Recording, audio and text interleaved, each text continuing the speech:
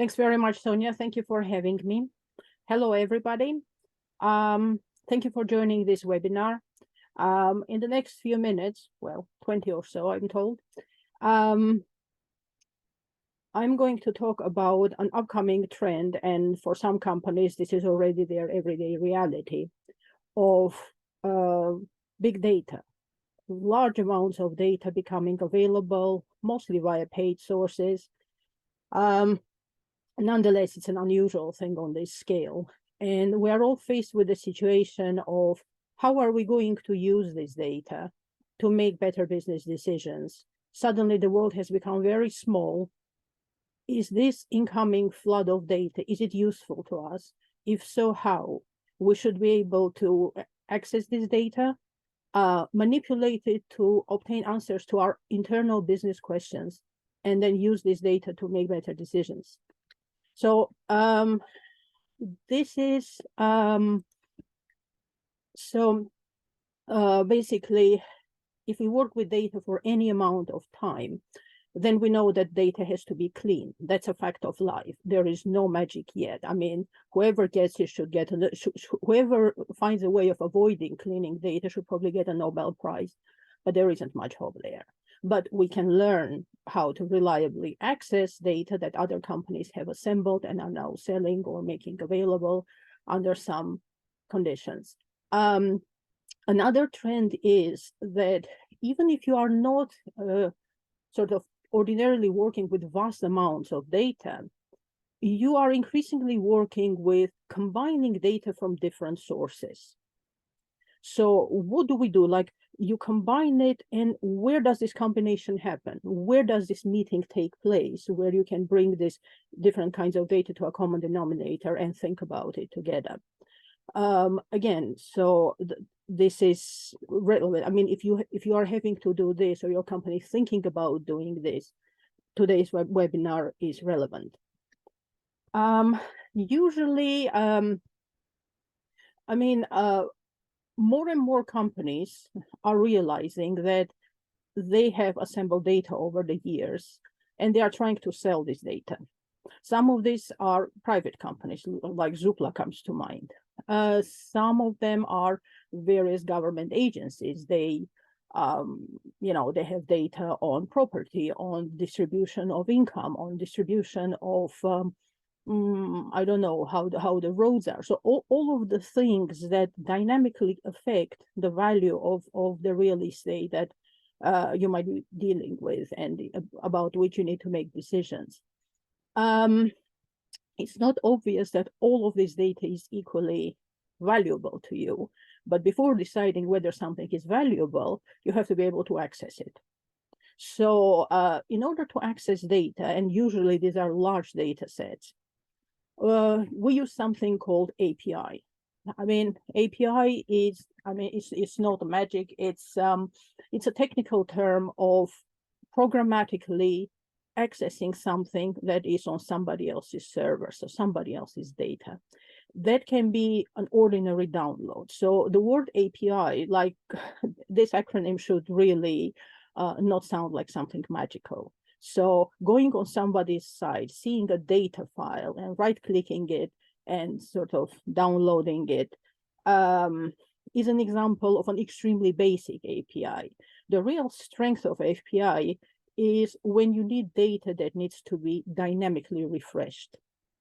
In this case, you would need a programmatic solution to go to the provider's website to obtain a key, and then to set up via programming language a connection with your internal company system to dynamically refresh data. I mean, an obvious example is currency exchange rates.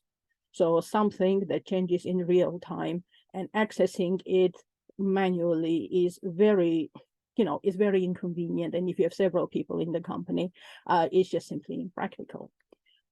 Now, this API, assuming you have to sort of access this sort of data, because it's a programmatic interface, this has to be done via computer language, so a programming language.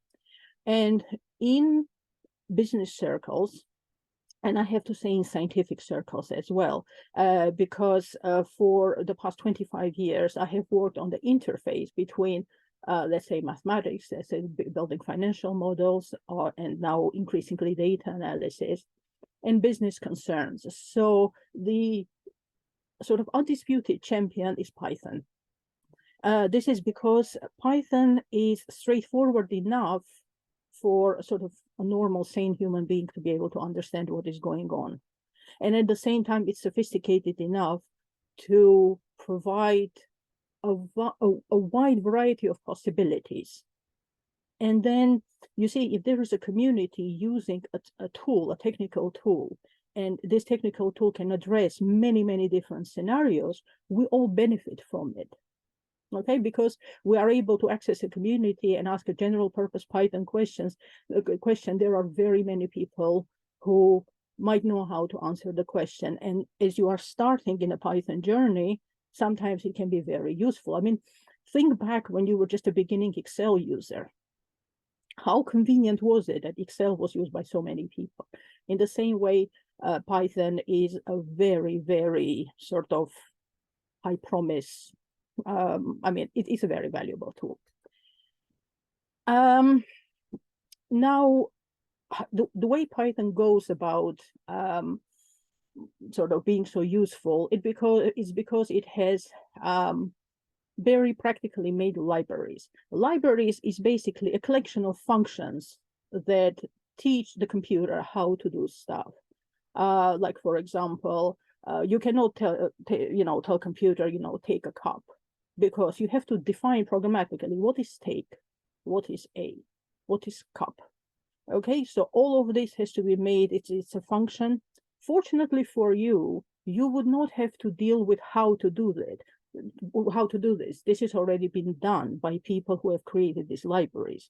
What we would be busy with is teaching you and getting you comfortable with using these libraries. For example, in Python, the huge collection of functions that have to do with ordinary mathematics is NumPy. And then there is a specialized collection of functions which are specifically data analysis related. It's called pandas. And so if you are in the real estate business and you are working with Pythons, pandas is going to be your best friend. And I'm not talking just about fluffy bears here. Although those two, you can't go wrong with fluffy bears. Now, how are we going to do this? Most likely, what we are going to do, we're going to give you, sometime from now, we're going to give you a demo, a visual demo of what is it like to sit in front of a screen working with Python. Is that right, Sonia? I mean, are we, is that still on? I mean, yeah, well, what I would like to do is another webinar with a demo, but if you want to do something now, we have time.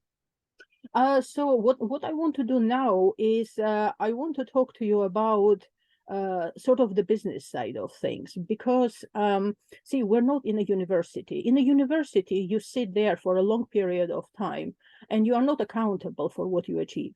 So you just sit there and you just learn. And many people who come out of universities, they realize that they haven't learned very much, but the moment the first real question appears that they have to do something about, then suddenly they learn a lot in a very short period of time. So my emphasis is on the business side of things. Like 60% of you haven't worked with Python before. So for you, it's a strange black box. I mean, is it worth it? Is it not worth it? Like how to proceed? And what I'm about to say is to this 60%. If you are here today, you're probably working in the real estate sector. You know how the business works. But ordinarily, you would be working with Excel, or you would be working with Power BI, for example.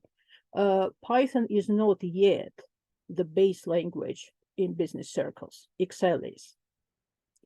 But increasingly, I started seeing this tendency about 5 years ago. And at that time, I thought like, it's a long shot maybe. But now it's not a long shot. Python gives a lot of freedom to you to explore. Excel is excellent software. I have nothing to say. But I remember the time when I was just learning Excel and how idiosyncratic it was. But because it was very useful, I came to terms with the idiosyncratic part, and many difficult projects I got done, which I couldn't have done without Excel. So Excel is still the bread and the butter here.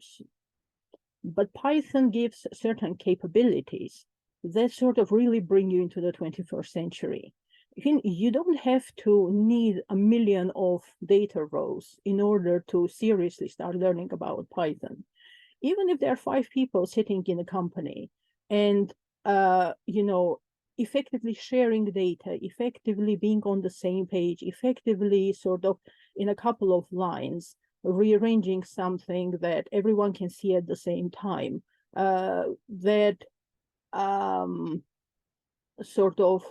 Excel would have to do in a very 20th century way, just one computer at a time.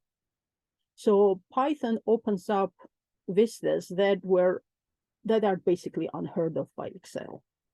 And even by Power BI, it pains me to say so because I love Power BI, but Python is a different level of freedom.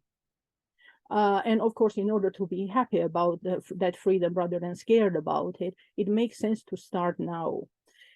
See, with Excel, you can go to one of our 5-day boot camps, and you can go from virtually zero in Excel to a very high level indeed. Because the Bayfield courses on Excel are specially created, they're very strategically made to bring you there very quickly. But with Python, it's not like that. With Python, it's a gradual upward learning curve because you are learning a skill and your eyes are not very familiar to seeing this, the interface and things like that. But believe me when I say that, and right, of course I would say it, but I hope you take some notice of that. Python is worth starting learning now, because sooner or later, Python, it may not supplant Excel altogether, because it would be very convenient to cross-check each other using Python to cross-check Excel, or more likely, using Excel to quickly cross-check Python. That I don't think, Excel is going to disappear overnight. But believe me, in a few years' time, Python is going to be practically a requirement. And especially those of you who already have business know-how, it's a way of remaining relevant, and it's a way of remaining sort of on top of the game. Because we know that nothing can substitute business experience. So it's important that people who already know business, that they learn Python, because they are in the best position to understand what is useful and what's not. So a 17-year-old can know Python very, very well, but they are not positioned in terms of maturity to know the business and know what is useful and where the balances lie. And that perhaps is the most important message I could give you today, that the technical stuff we will help you with, because we're a training company. This is what we do. But the global thing, this upcoming very important trend, this is what I wanted to impress on you.